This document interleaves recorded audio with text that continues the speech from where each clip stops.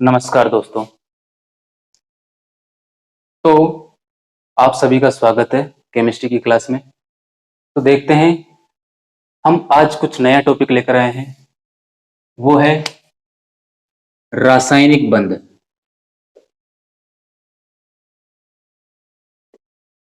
रासायनिक बंध। रासायनिक बंध होता क्या है? किसी अणु के परमाणुओं के मध्य लगने वाला आकर्षण बल। किसी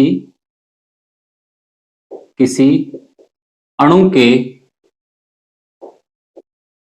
परमाणुओं के मध्य लगने वाला आकर्षण बल क्या होता है भाई? यही रासायनिक बंध है।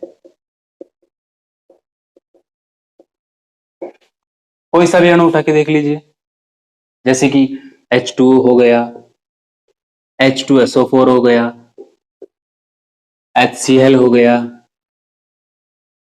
AlCl3 हो गया। ये सभी यौगिक हैं, ये सभी अणु।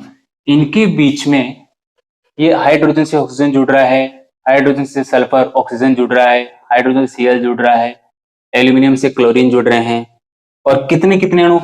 एक एल्यूमिनियम से 3 क्लोरीन जुड़ रहे हैं, एक हाइड्रोजन से 1 Cl जुड़ रहा है, 2 हाइड्रोजन 1 सल्फर और 4 ऑक्सीजन जुड़ रहे हैं। ये किस तरह से जुड़ते हैं भैया? क्या प्रोसेस है इनका? इस क्लास में ये सारी प्रक्रिया अपन जानेंगे, समझेंगे कि रासायनिक बंध कितने प्रकार के होते हैं, कौन कौन से होते हैं और इनका बेसिक कंसेप्ट क्या है। समझने के लिए सामान्य डेफिनेशन आप लिख लीजिए, साथ में एक छोटा सा पेज लीजिए, उसमें आपका कंप्लीट शॉर्ट में नोट्स तैयार हो जाएंगे बेसिक केमिस्ट्री के। तो आप रासायनिक बंध, किसी अणु के परमाणु के मध्य लगने वाला आकर्षण बल रासायनिक बंध। ठीक है, अब रासायनिक बंध को समझने के लिए 3 मुख्य बिंदु ध्यान रखने हैं। रासायनिक बंध के लिए इंपॉर्टेंट बिंदु जो अपने को ध्यान में रखने हैं। अब पिछली क्लास में अपन ने क्या सीखा था? पिछली क्लास में अपन ने देखा था इलेक्ट्रॉनिक विन्यास। इलेक्ट्रॉनिक विन्यास। दूसरा अपन ने देखा था लुईस डॉट संरचना। लुईस डॉट संरचना। तीसरा हमने देखा था पेरियोडिक टेबल। पेरियोडिक टेबल उससे पहले वाली क्लास में थी। पेरियोडिक टेबल, आवर्त सारणी।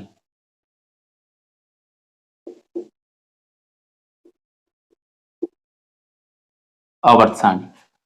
अब रासायनिक बंधों को समझने के लिए हमें इन तीनों की ही आवश्यकता होती है। अगर जिसने भी पिछली वाली क्लास में इन तीन को नहीं समझा या पिछली वाली क्लास नहीं देखी, वो भी इस क्लास में आसानी से समझ सकता है बंधों को। परंतु अगर आप पिछली वाली क्लास ले लेते हैं तो आपके लिए ये चीजें समझना और भी आसान हो जाता है। तो रासायनिक बंध के लिए जो इंपॉर्टेंट बिंदु है इलेक्ट्रॉनिक विन्यास, लुईस डॉट संरचना और पेरियोडिक टेबल। अब हम बात करते हैं रासायनिक बंधों की। अब रासायनिक बंध कितने प्रकार के होते हैं ये आप साथ के साथ बनाते जाइए, है ना। रासायनिक बंध कितने प्रकार के होते हैं? रासायनिक बंध के प्रकार। ठीक है, हम मुख्य 3 प्रकारों का अध्ययन करेंगे आज, जो अपने थंबनेल में लिखा है। आयनिक आयनिक बंध। दूसरा अपन ने लिखा था सहसंयोजक बंध।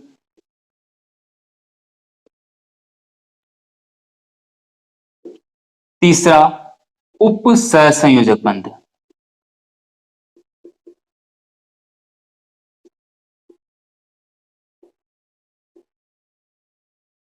और अपन ने आज में एक और टॉपिक है जो आज अपन स्टडी करेंगे, वो है अष्टक नियम। अष्टक नियम। अब आयनिक बंध, सहसंयोजक बंध, उप सहसंयोजक बंध, इन सब का बेसिक डेफिनेशन देख लेते हैं एक बार कि ये सभी इनका बेसिक डेफिनेशन क्या होता है, सामान्य इसकी परिभाषा क्या होती है। देखो, आयनिक बंध, आयनिक बंध वो बंध होते हैं जिसमें इलेक्ट्रॉन का आदान प्रदान किया जाता है। क्या होते हैं? वे बंध जिसमें इलेक्ट्रॉन का आदान प्रदान किया जाता है, वे सारे बंध कैसे कहलाते हैं? आयनिक बंध। अब आप यहां तक अगर आपने लिख लिया हो, हैं, इसको उतारते भी रहना, मैं मिटा रहा हूं यहां से।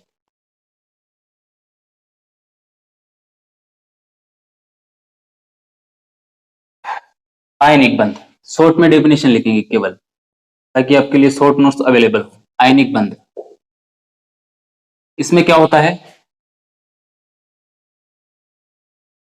परमाणुओं द्वारा इलेक्ट्रॉन्स का आदान प्रदान होता है, आदान प्रदान होता है। अब भैया ये आदान प्रदान कैसे होता है आयनिक बंध में?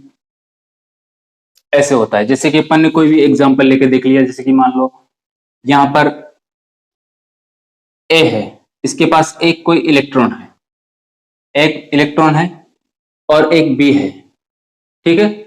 ये अगर अपना इलेक्ट्रॉन इस बी को देता है, इस बी को देता है, तो देखिए क्या स्ट्रक्चर बनती है अपने। ए पर क्या चार्ज आ जाएगा? प्लस का चार्ज आ जाएगा। ए पर क्या चार्ज आ जाता है? प्लस का चार्ज आ जाता है। और बी पर नेगेटिव चार्ज आ जाता है। क्या चार्ज आ जाता है? नेगेटिव। अब प्लस माइनस आपस में जुड़कर एक नए यौगिक का निर्माण करते हैं। तो देखो इसमें क्या परिभाषा क्या थी आयनिक बंध की? परमाणुओं द्वारा, यहां पे लिखना है, परमाणुओं द्वारा इलेक्ट्रॉन का आदान प्रदान होता है। ए ने अपना एक इलेक्ट्रॉन किसको दिया? बी को। अगर देखो, जब भी किसी परमाणु से इलेक्ट्रॉन निकलता है तो उस पर एक धनावेश बढ़ता है। कितना धनावेश? एक धनावेश। अगर कोई भी परमाणु इलेक्ट्रॉन ग्रहण करता है तो उस पर एक माइनस का चार्ज बढ़ता है, एक ऋणावेश बढ़ता है। और जब इन दोनों का आपस में आप मिक्स करते हैं तो अपने पास एक नया अणु बनकर तैयार होता है। इसको एक दूसरा अपन ने डेफिनेशन लिखा था सहसंयोजक बंध,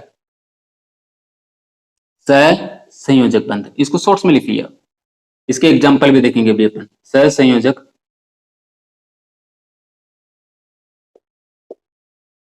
सहसंयोजक बंध। अब इसका बेसिक डेफिनेशन क्या होगा सहसंयोजक बंधों का? देखो, सहसंयोजक बंधों का डेफिनेशन होता है, ऊपर वाले आयनिक बंध में तो इलेक्ट्रॉन का आदान प्रदान होता है, जबकि इसमें क्या होता है? इसमें इलेक्ट्रॉन्स का साझा होता है। क्या होता है? साझा, पार्टनरशिप। कैसे? जैसे कि ए कोई परमाणु है, बी कोई परमाणु है, और ए और बी दोनों अपने अपने एक इलेक्ट्रॉन देते हैं। क्या करते हैं? अपने अपने एक इलेक्ट्रॉन देते हैं। और कुछ इस तरह का डिजाइन बनता है अपने पास, इसका एक इलेक्ट्रॉन बीच में आता है, इसका एक इलेक्ट्रॉन बीच में आता है, ठीक है। तो कुछ इस तरह का स्ट्रक्चर बनता है। ठीक है, बात समझ में आ रही है? बात आपको क्लियर हो रही है? तो इस तरह का इसको थोड़ा सा ऐसे कर लो इसको।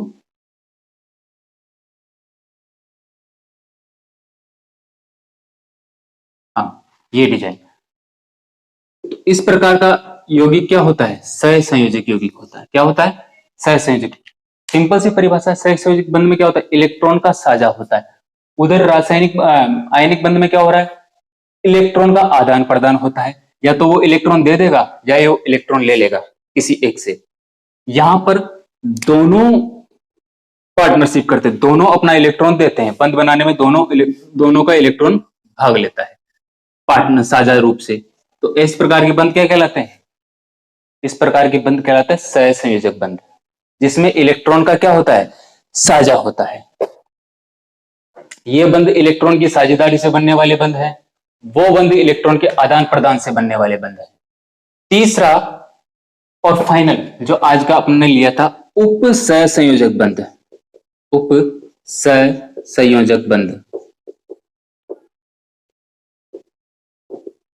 अब इसका बेसिक डेफिनेशन क्या होगा? अब इसका बेसिक किसी एक परमाणु द्वारा ही, किसी एक परमाणु द्वारा ही इलेक्ट्रॉन का साझा, कोई एक परमाणु ही अपने दोनों इलेक्ट्रॉन डोनेट कर देता है बंध बनाने में। दोनों इलेक्ट्रॉन किस तरह से?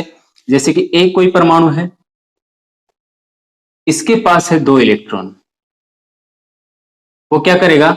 अपने दोनों इलेक्ट्रॉन बंध बनाने में, अपने दोनों इलेक्ट्रॉन बंध बनाने में डोनेट कर देता है, कुछ इस तरह से।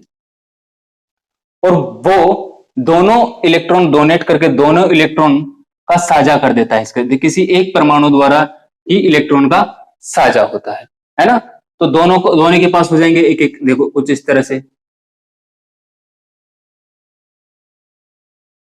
ये हो गया और ये हो गया। तो ऐसे बंध कौन से कहलाते हैं? उप सहसंयोजक बंध। और ऐसे यौगिक आयनिक यौगिक, इस तरह से बनने वाले यौगिक क्या कहलाएंगे? सारे आयनिक। इस तरह से बनने वाले यौगिक क्या कहलाएंगे? सारे सहसंयोजक। सहसंयोजक। और इस तरह से बनने वाले सारे यौगिक क्या कहलाएंगे? उप सहसंयोजक यौगिक।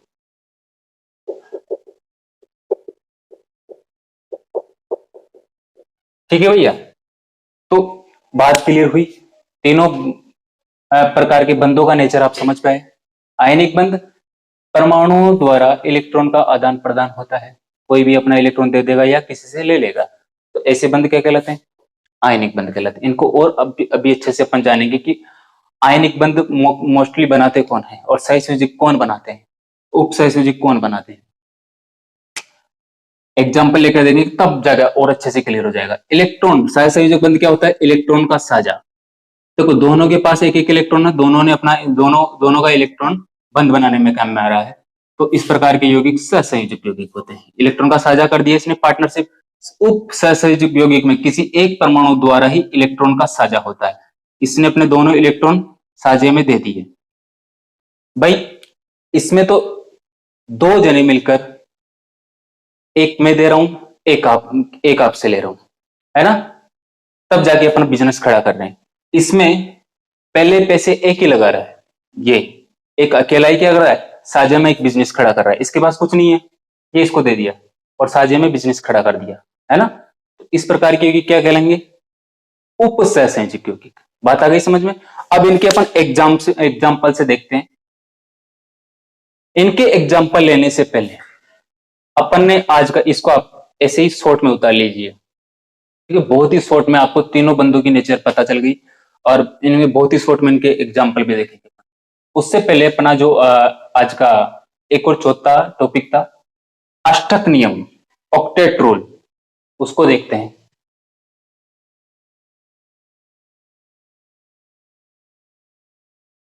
अब भैया अष्टक नियम क्या कहता है? अष्टक नियम कहता है कि कोई भी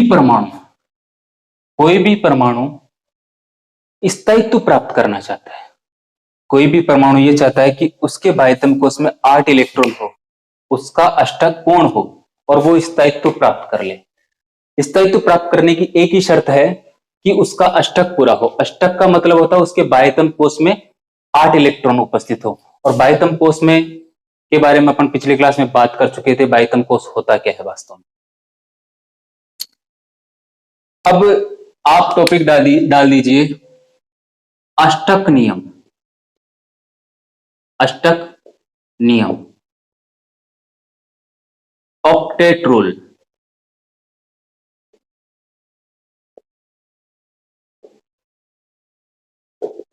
इसकी बेसिक डेफिनेशन आप लिखिए कि परमाणु के अंतिम कोश में 8 इलेक्ट्रॉन उपस्थित होने पर परमाणु के अंतिम कोश में, परमाणु के अंतिम कोश में 8 इलेक्ट्रॉन उपस्थित होने पर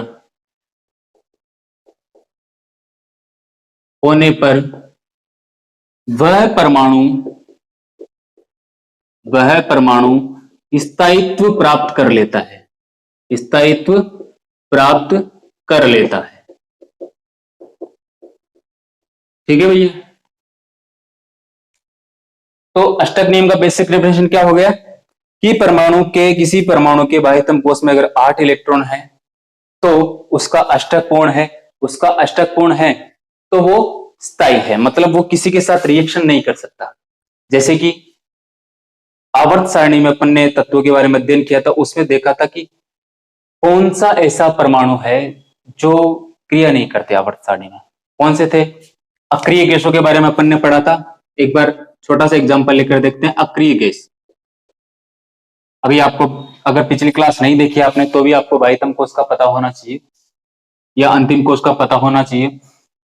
अक्रिय गैस, जैसे मान लो मैंने नियन ले ली, नियोन, इसका परमाणु क्रमांक कितना होता है? 10। इसका विन्यास लिखकर देखते हैं। 1s2 2s2 2p6। 10 इलेक्ट्रॉन भरने हैं अपने को, 2 2 4 6 10। ठीक है, ये आपको पता ही है पी में मैक्सिमम 6 इलेक्ट्रॉन होते हैं। तो ये हो गया इसका बाह्यतम कोश, ये हो गया इसका बाह्यतम कोश या अंतिम कोश। तो देखिए 1 2 3 4 5 6, 2 इलेक्ट्रॉन इसके पास और 6 इलेक्ट्रॉन इसके पास। तो टोटल मिला के बाह्यतम कोश में अंतिम कोश में कितना इलेक्ट्रॉन है? कितना इलेक्ट्रॉन है भैया? 8 इलेक्ट्रॉन। तो इसका अष्टक पूर्ण है और इसका अष्टक पूर्ण होने के कारण ये अब किसी भी अन्य परमाणु के साथ रिएक्शन नहीं करेगा क्योंकि स्थायी हो चुका है ना। यहां से इलेक्ट्रॉन निकालना और जोड़ना संभव नहीं है। तो ये हो गया अष्टक नियम का बेसिक डेफिनेशन। अब कोई भी परमाणु चाहता है कि उसका अष्टक पूरा हो, कोई भी परमाणु चाहेगा कि वो उसका अष्टक पूर्ण हो और वो अब जल्दी से जल्दी स्थायित्व को प्राप्त कर ले, है ना। ऐसे निजी जिंदगी की तरह ही, जैसे कि लाइफ में हर कोई सेटल होना चाहता है ना। आदमियों के सेटल होने के लिए क्या रिक्वायरमेंट है? गाड़ी, घर, बंगला, बीवी हो, शादी हो, तो उसको सेटल मान लिया जाता है। और तत्वों के सेटल होने का क्या है? उसके पास बाय अंतिम कोश में क्या रिक्वायरमेंट है? 8 इलेक्ट्रॉन हो तो वो सेटल माना जाता है। अब हम कुछ ऐसे तत्वों के एग्जांपल लेकर देखते हैं जिनको अपने को सेटल करना है, जो अभी तक सेटल नहीं है, परंतु कुछ ऐसी प्रक्रियाओं के द्वारा हम उनको सेटल करेंगे। वो रिएक्शन बना के करें या इलेक्ट्रॉन डोनेट करके करें या इलेक्ट्रॉन प्राप्त करके करें। तो आओ कुछ ऐसे एग्जांपल लेते हैं। जैसे कि मान लो मैं यहां पे लेता हूं आपके पास सोडियम, उसके बाद लेता हूं मैं यहाँ पे नियोन का भी आपको समझा ही दिया, ऑक्सीजन। ठीक है, ऑक्सीजन के बाद में लेता हूं मैं आपको यहाँ पे कैल्शियम, उसके बाद क्लोरीन, सल्फर। ये एग्जांपल लेते हैं अपन। पिछली क्लास में अपन ने लुईस डॉट सिंबल बनाया था। अब लुईस डॉट सिंबल अगर मैं बनाता हूं, जैसे कि मान लो मैंने यहां पे सोडियम को ले लिया, सोडियम का परमाणु क्रमांक कितना होता है भैया? 11। कितना होता है? 11। इसका विन्यास लिखते हैं हम 1s2 2s2 और 2p6 और 3s1। ये इसका विन्यास हो गया। तो देखिए क्या चाहेगा सोडियम कि इसके अंतिम कोश में 8 इलेक्ट्रॉन रह जाएं, है ना। तो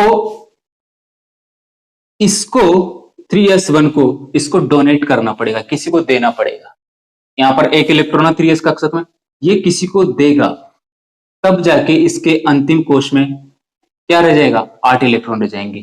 फिर 2 तो ये और 6 ये, ठीक है, 8 इलेक्ट्रॉन रह जाएंगे। अब ये किसको दे? भाई किसी को देना पड़ेगा। अब क्या करता है सोडियम किसी के साथ क्रिया करता है। जैसे कि मान लो ये आपने देखा होगा NaCl,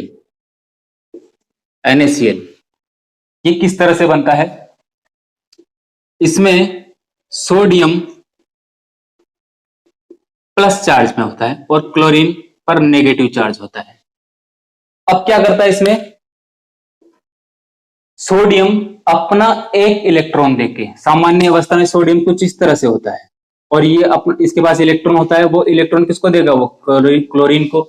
तो क्लोरीन को इलेक्ट्रॉन देगा तो क्लोरीन पर कौन सा चार्ज आ जाएगा, माइनस, एक इलेक्ट्रॉन अधिक तो एक माइनस का चार्ज, और इसके पास एक इलेक्ट्रॉन की कमी हो जाएगी तो इस पर प्लस का चार्ज आ जाएगा। ठीक है, तो इस तरह से अपने क्या बनेगा, Na प्लस और Cl माइनस, Na प्लस और Cl माइनस। इस दशा में इसका अष्टक क्या है, पूर्ण, इसका अष्टक क्या है, पूर्ण।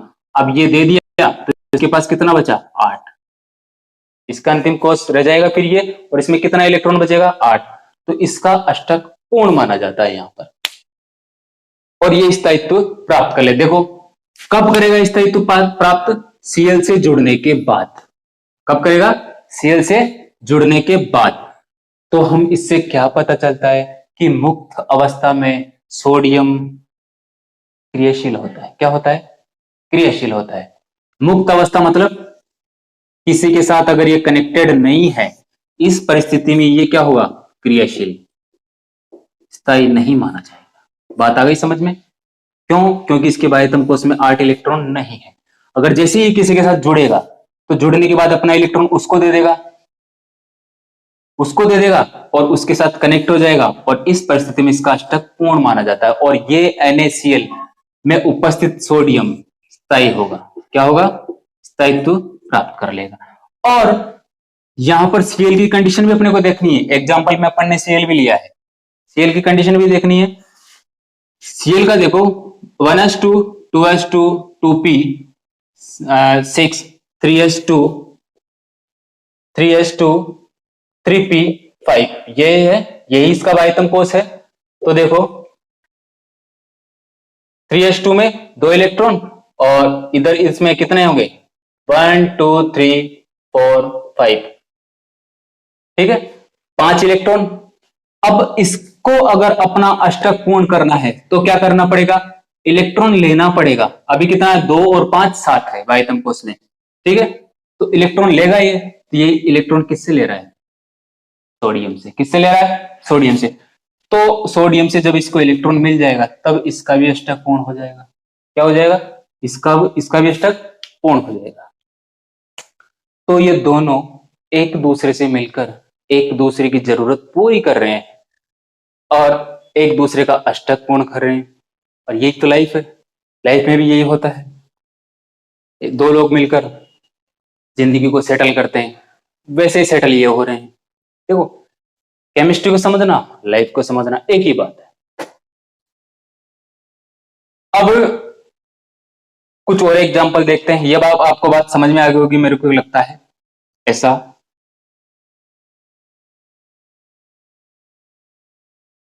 अगला देखते हैं अपन, कोई सा भी एग्जांपल उठा के देख लो, जैसे कि ऑक्सीजन ले लो। ऑक्सीजन का परमाणु क्रमांक कितना होता है, 8। विन्यास लिखते हैं इसका 1s2 2s2 2p 4, यही होगा। बाह्यतम कोश इसका ये हो जाएगा। बाह्यतम कोश में इलेक्ट्रॉन, नंबर ऑफ इलेक्ट्रॉन्स कितने हैं, 1 2 3 4।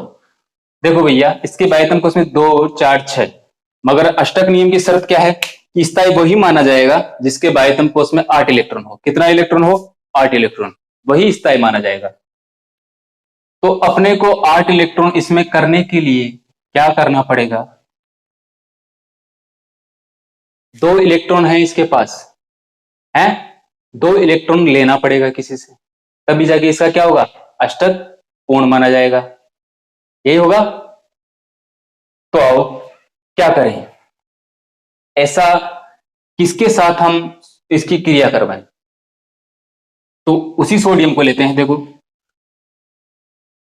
सोडियम और ऑक्सीजन, ठीक है, इनकी अगर रिएक्शन करवाते हैं अपन, तो देखो इस ऑक्सीजन पे ध्यान देना आप। ऑक्सीजन के बाह्यतम कोश में 2 सिंगल इलेक्ट्रॉन है। कितना है, 2 सिंगल इलेक्ट्रॉन, और इसको अष्टक पूर्ण करने के लिए कितना इलेक्ट्रॉन चाहिए, 2 इलेक्ट्रॉन चाहिए। तो यहां पर अपन किसका यूज करेंगे, सोडियम कितना होगा, 2 सोडियम लेते हैं, यहां पर क्या लेते हैं, 2 सोडियम। इसलिए यहां पर 2 सोडियम होने की वजह से यहां पर कितना चार्ज हो जाएगा, प्लस का 2, मतलब 2 इलेक्ट्रॉन दोनों सोडियम, एक एक इलेक्ट्रॉन दोनों सोडियम का हो जाएगा।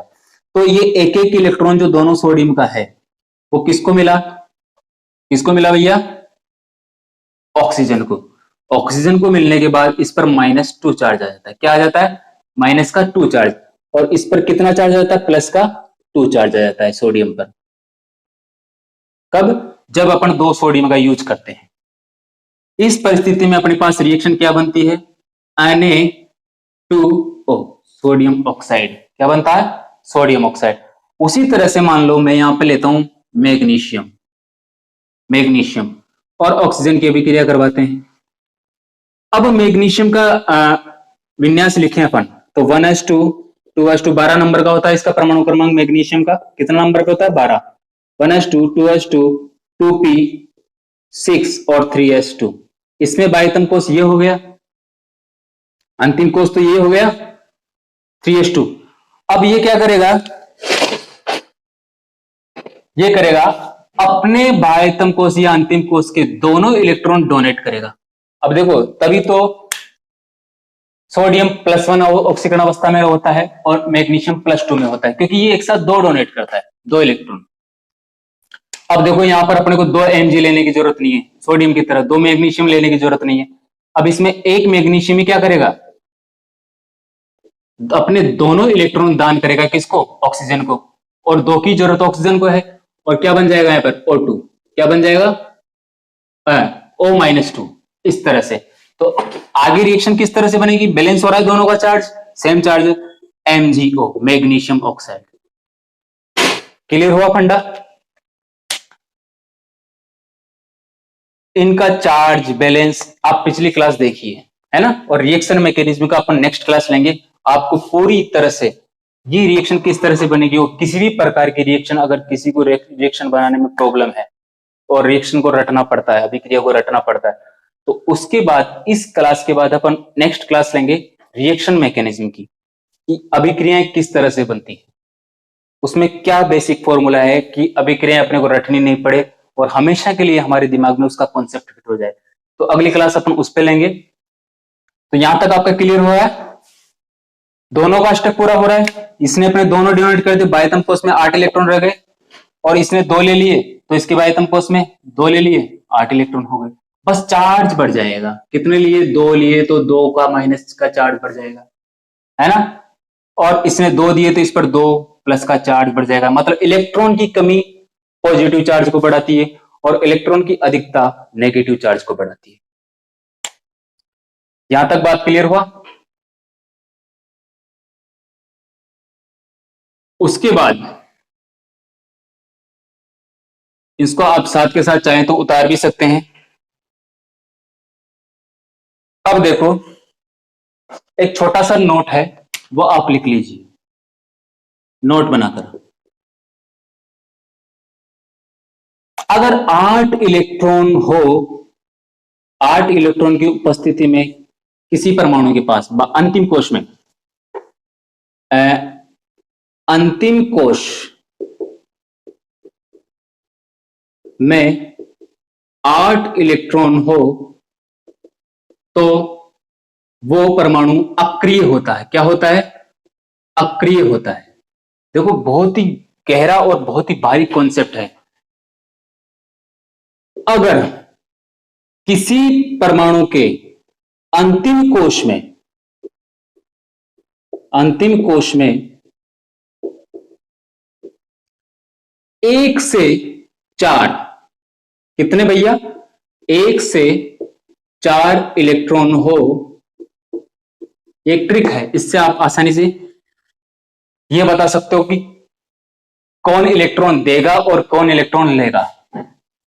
तो वो क्या होता है, इलेक्ट्रॉन दाता, वो इलेक्ट्रॉन का दान करता है किसी दूसरे को, तब जाके उसका अष्टक पूर्ण होता है।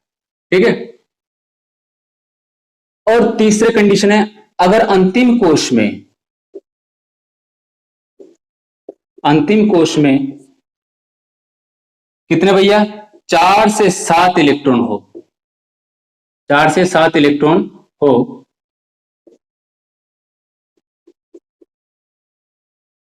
तो ऐसा परमाणु क्या होता है? इलेक्ट्रॉन ग्राही। क्या होता है? इलेक्ट्रॉन ग्राही। वो क्या करता है? इलेक्ट्रॉन लेने का काम करता है। ठीक है भैया। इलेक्ट्रॉन 8 इलेक्ट्रॉन अक्रिय हो गया, अंतिम कोष में 1 से 4 इलेक्ट्रॉन हो इलेक्ट्रॉन दाता हो गया, और अंतिम कोष में 1 4 से 7 इलेक्ट्रॉन हो तो इलेक्ट्रॉन ग्राही हो गया। ठीक है। 8 इलेक्ट्रॉन इसके पास है, ये अक्रिय है। सोडियम के पास अंतिम कोष में कितना इलेक्ट्रॉन था? 1 इलेक्ट्रॉन, तो वो क्या हो गया? इलेक्ट्रॉन दिया है उसने, अपन ने देखा है अभी थोड़ी देर पहले। अंतिम कोष में ऑक्सीजन के पास कितना इलेक्ट्रॉन था? 4। क्लोरीन के पास कितना इलेक्ट्रॉन था अंतिम कोष में? देखो, ऑक्सीजन के पास बना के देख लो आप, ये तीनों पंक्ति क्लियर है या नहीं है? 1s2 2s2 2p4।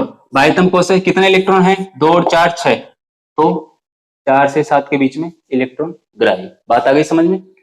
तो इस तरह से अपने एक इसमें आप नोट बना के लिख लेना, ये 3 कंडीशन बनती है अष्टक नियम में, कि जिसमें अंतिम कोष में 8 इलेक्ट्रॉन हो तो अक्रिय, अंतिम कोष में 1 से 4 इलेक्ट्रॉन हो तो इलेक्ट्रॉन दाता, और अंतिम कोष में 4 से 7 इलेक्ट्रॉन हो तो वो इलेक्ट्रॉन ग्राही कहलाता है।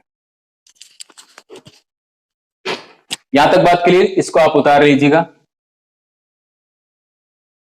ये सारे कॉन्सेप्ट आपके बहुत अधिक काम में आने वाले हैं।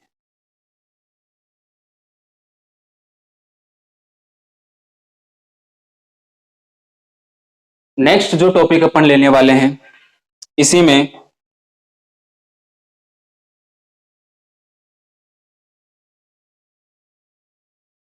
अब अपन समझते हैं आयनिक बंधों को, कि ये आयनिक बंध कैसे बनते हैं, सहसंयोजक बंध कैसे बनते हैं, और उप सहसंयोजक बंध कैसे बनते हैं। इनके एग्जाम्पल लेकर देखते हैं अपन। आयनिक बंध, वापस अपने टॉपिक पे आ जाइए। आयनिक बंध,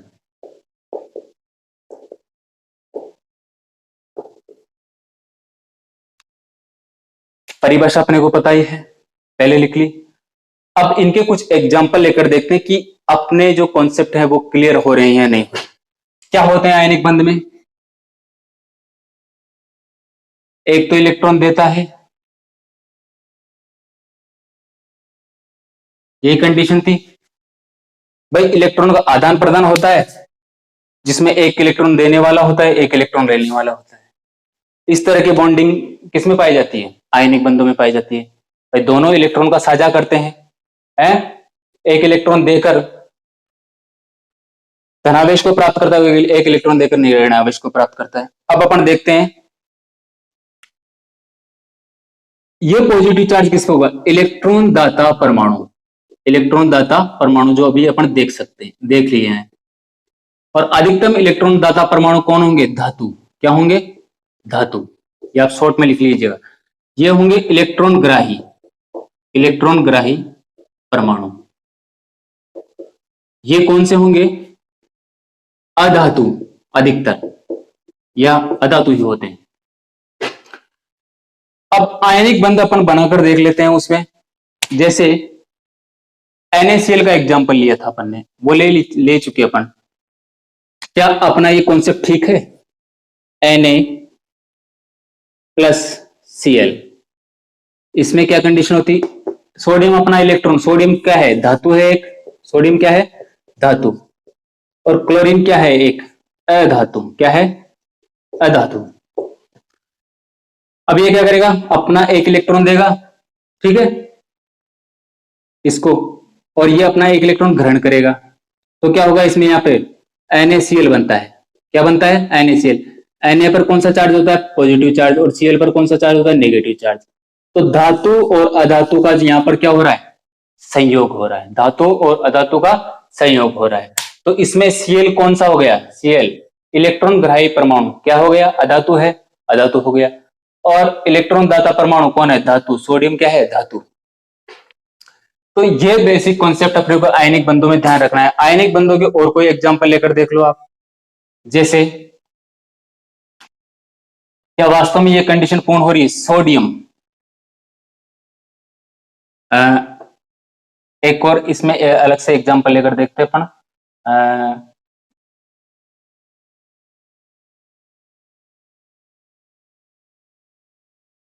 AlCl3, AlCl3 इसको अपने को बनाना है। अब देखो एल्यूमिनियम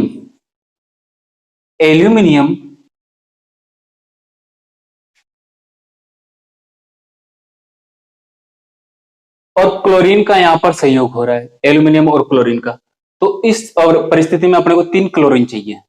अब 3 क्लोरीन चाहिए तो 3 क्लोरीन किस परिस्थिति में होंगे भैया? यहां पर एल्यूमिनियम ने कम से कम 3 इलेक्ट्रॉन का दान किया होगा, तब जाके इसके पास 3 क्या होंगे? क्लोरीन जुड़े होंगे। तब जाके इसके पास क्या होंगे? 3 क्लोरीन जुड़े होंगे। देखो ये इसको दान करता है तो ये इसके साथ आकर जुड़ जाता है, बॉन्डिंग बना लेता है, और वो जो दिया गया इलेक्ट्रॉन है वो बंद बनाने में काम में आता है। और जैसे इसने दिया तो लेने वाले इलेक्ट्रॉन को ये बंद बनाने में भाग लेता है।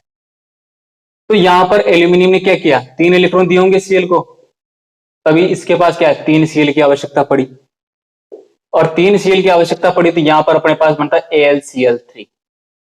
AlCl3 ये भी किस प्रकार का यौगिक है? आयनिक यौगिक है।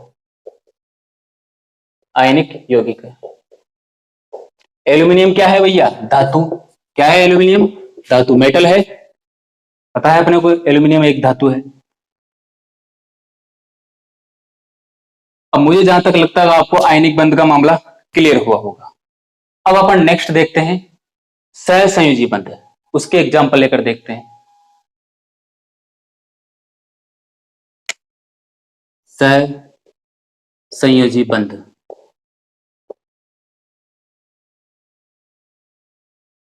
सहसंयोजी बंध की बेसिक डेफिनेशन क्या आती है भैया अपने पास? ऐसे बंध जिसमें दोनों परमाणु क्या होते हैं? अपने इलेक्ट्रॉन का साझा करते हैं। क्या करते हैं? इलेक्ट्रॉन का साझा करते हैं। ऐसे बंध क्या कहलाते हैं? सहसंयोजी बंध कहलाते हैं। डेफिनेशन अपन ने पहले लिखी ली और इनके एग्जाम्पल देखते हैं।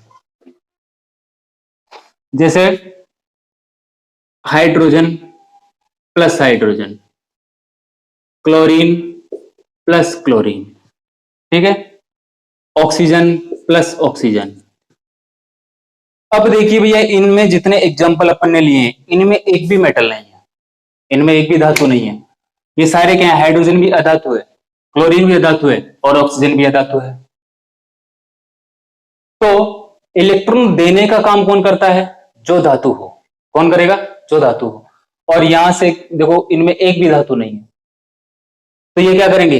अपने दोनों क्या करते हैं? एक एक इलेक्ट्रॉन क्या करते हैं? इलेक्ट्रॉन का साझा कर कर बॉन्ड बनाते हैं। देखो कैसे, इसके पास एक इलेक्ट्रॉन है, हाइड्रोजन के पास एक इलेक्ट्रॉन होता है आयतन कोश में, तो क्या करेगा ये हाइड्रोजन? अपना एक इलेक्ट्रॉन और ये इसका एक इलेक्ट्रॉन इस तरह से आकर क्या हो गया? हाइड्रोजन हाइड्रोजन बॉन्ड बन जाता है। क्या बनता है? उसके बाद क्लोरीन में देखिए, है ना, इसको अपन H2 भी लिख देते हैं। फिर हाइड्रोजन गैस क्या बनेगी? 2 हाइड्रोजन परमाणु मिलकर क्या बनाते हैं? हाइड्रोजन गैस बनाते हैं। उसी तरह से देखो क्लोरीन में इसका लूज डॉट सिंबल हमने पिछली क्लास में देखा था। क्या होता है? क्लोरीन के बाह्यतम कोश में कितने इलेक्ट्रॉन होते हैं? देख लो इधर, बाह्यतम कोश ये हो गया,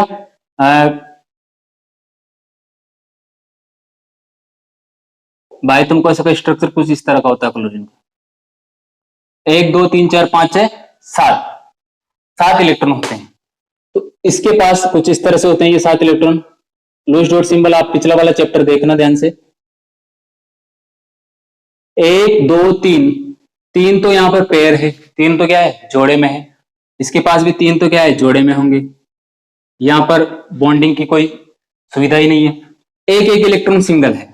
और बॉन्डिंग का एक विशेष कंसेप्ट आपको ध्यान में रखना है कि जिस परमाणु के पास उसके बाह्यतम कोश या अंतिम कोश में सिंगल इलेक्ट्रॉन है वही बंध बना सकता है। ठीक है, तो एक इसका सिंगल इलेक्ट्रॉन, एक क्लोरीन का बाह्यतम कोश हो गया और एक क्लोरीन का बाह्यतम कोश यहां से लेते हैं अपन। ये मान लो इसके पास एक सिंगल इलेक्ट्रॉन इधर लिख दिया अपन ने, थोड़ा सा गड़बड़ हो गया, मिटा के रख देते हैं इसको। हाँ देखो इस तरह से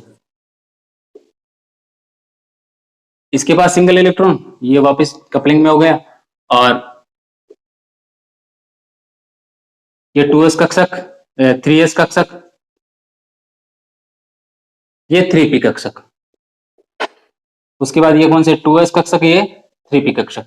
तो देखो इस तरह से जुड़ेंगी, दोनों एक एक इलेक्ट्रॉन का साझा कर लिए और दोनों एक एक इलेक्ट्रॉन का साझा कर लिए, तो क्या होगा, इनके बीच में क्या हो जाएगा, बॉन्डिंग। तो Cl अपना एक इलेक्ट्रॉन और ये Cl अपना एक इलेक्ट्रॉन साझे के द्वारा क्या करते हैं, बंध बना लेते हैं, और इससे क्या बनता है, Cl2 गैस बनती है। क्या बनती है, Cl2 गैस बनती है। इसी एग्जाम्पल को अपन करके देखते हैं और आगे ऑक्सीजन को लेकर देखते हैं। ओ ये भी एग्जाम्पल लिया था अपन ने। अब देखो यहां पर लुईस डॉट सिंबल से आपको समझा रहा हूं, अगर आपने पिछली क्लास नहीं की है तो देखते हैं। इसमें इसका लुईस डॉट सिंबल बना के देखते हैं अपन। अपने को पता है ऑक्सीजन का जो विन्यास होता है वो कुछ किस तरह से होता है, 1s2 2s2 और 2p4, यही होगा। 8 इलेक्ट्रॉन है ऑक्सीजन के पास, टोटल नंबर कितना है ऑक्सीजन का, 8। तो 8 इलेक्ट्रॉन भरने हैं, तो बाह्यतम कोष कौन सा हो गया, ये वाला। तो देखो गिनो, इसमें 2s कक्षक में 2 इलेक्ट्रॉन और 2p कक्षक में कितना इलेक्ट्रॉन है, 4 इलेक्ट्रॉन। अब देखो यहां पर जब ऑक्सीजन ऑक्सीजन के साथ जुड़ेगा, जब ऑक्सीजन ऑक्सीजन के साथ जुड़ेगा तो वो किसी से 2 इलेक्ट्रॉन लेगा लेगा। अब देखो यहां पर इसी तरह के दूसरे ऑक्सीजन के कक्षक आते हैं मिलने के लिए, इसी डिजाइन में बनाते हैं अपन, ठीक है। ये 2 कपलिंग में आ गई ऐसे वाले, और यहां पर इस तरह से। अब ये क्या होगा, एक ऑक्सीजन परमाणु का कक्षक तो ये हो गया और एक ऑक्सीजन परमाणु के कक्षक ये हो गए। अब ये कुछ इस तरह से मिलेंगे, देखो ये 2s कक्षक है, ये 2p कक्षक है, ये 2s कक्षक है, ये 2p कक्षक है। तो कुछ इस तरह से। अब देखो इसके पास एक इलेक्ट्रॉन है, इसके पास एक इलेक्ट्रॉन है, तो ये आपस में क्या होंगे, साझा हो गया, एक एक इलेक्ट्रॉन इसका और एक एक इलेक्ट्रॉन इसका। क्योंकि ऑक्सीजन के पास 2 अयुग्मित इलेक्ट्रॉन है, इसलिए ये क्या करेगा, 2 अयुग्मित इलेक्ट्रॉनों से ही साझा करेगा, अपने 2 इलेक्ट्रॉन देगा ये, इसके पास जितने होंगे। तो देखिए यहां पे कंडीशन क्या बनती, इसी कारण से यहां पर क्या है, 2 इलेक्ट्रॉन का साझा हुआ है ना। तो इसी कारण से ऑक्सीजन और ऑक्सीजन के बीच में क्या आता है, डबल बॉन्ड आता है। क्या आता है, डबल बॉन्ड। अगर एक इलेक्ट्रॉन का साझा होता जैसे क्लोरीन हो रहा, तो क्या आ रहा था, सिंगल बॉन्ड आ रहा। क्या आ रहा था, सिंगल बॉन्ड आ रहा था। 2 इलेक्ट्रॉन के साझे की वजह से क्या आ गया, डबल बॉन्ड। उसी तरह से सल्फर में होता है, सल्फर में भी डबल बॉन्ड आता है। और एक और एग्जांपल देख लेते हैं नाइट्रोजन का, नाइट्रोजन प्लस नाइट्रोजन, ठीक है। नाइट्रोजन का विन्यास क्या होता है, 1s2 2s2 2p3। देखिए इसका बना के देखते हैं।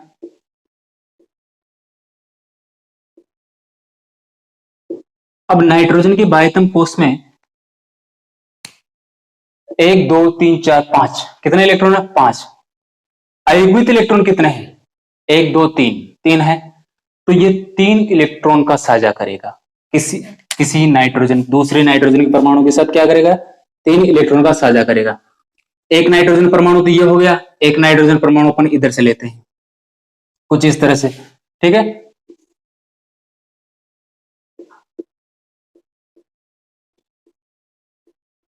ठीक है, ये हो गया इसका 2s कक्षक, ये हो गया इसका 2p कक्षक, और ये हो गया 2p कक्षक, ये हो गया 2s कक्षक। तो क्या होगा, ये आपस में क्या होंगे, पेयरिंग, आपस में क्या होंगे, इलेक्ट्रॉन का साझा होकर यहाँ इनके बीच में क्या हो जाएगी, बॉन्डिंग। तो इस वजह से क्या होगा, नाइट्रोजन और नाइट्रोजन के बीच में कितना बॉन्ड आएगा, 1 2 3। ऑक्सीजन 2 इलेक्ट्रॉन का साझा कर रहा था इसके भी, इसलिए इसके बीच में डबल बॉन्ड आता है। और नाइट्रोजन 3 इलेक्ट्रॉन का साझा कर रहा है, इसलिए इनके बीच में क्या होता है, ट्रिपल बॉन्ड आता है। बात आ गई समझ में। तो इस तरह से अपन इनकी बॉन्डिंग का भी पता लगा सकते हैं कि कितने ट्रिपल बॉन्ड होगा, सिंगल बॉन्ड होगा या डबल बॉन्ड होगा, ठीक है भैया।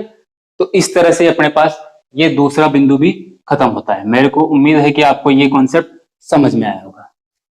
आप बंधों में अब कभी भी किसी प्रकार का कंफ्यूजन नहीं रहेगा।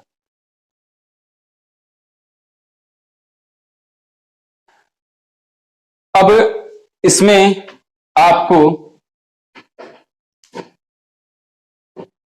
H2O H2O क्या है? हाइड्रोजन क्या है?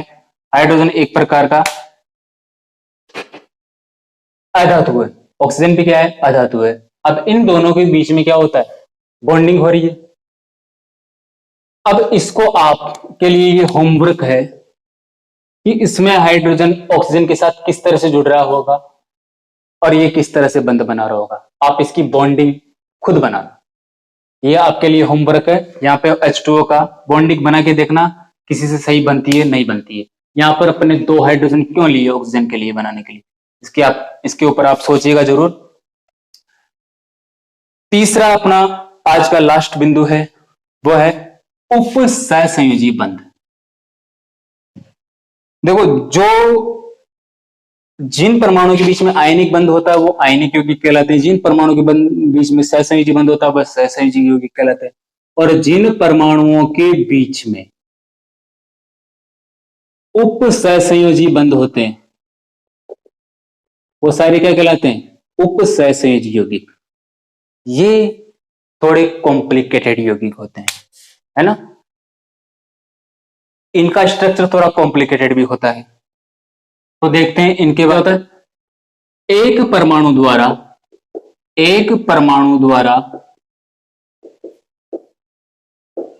द्वारा ही इलेक्ट्रॉन युग्म की साझेदारी। कुछ इस तरह से है। ये ए है, कोई एक परमाणु, ये क्या करेगा? किसी बी के साथ अगर ये कनेक्शन करेगा तो ये क्या करेगा? अपने दोनों इलेक्ट्रॉन साझे में दे देगा। क्या करेगा? अपने दोनों इलेक्ट्रॉन क्या करेगा? ये साझे में दे देगा, कुछ इस तरह से। तो अपने पास किस तरह की बॉन्डिंग बनती है? इस तरह की, ठीक है। इसका एक एग्जांपल लेकर देखते हैं अपन। पीटी उपसहसंयोजी यौगिक का Cl2NH3 होल ट्वाइस, ये क्या है? एक प्रकार का उपसहसंयोजी यौगिक।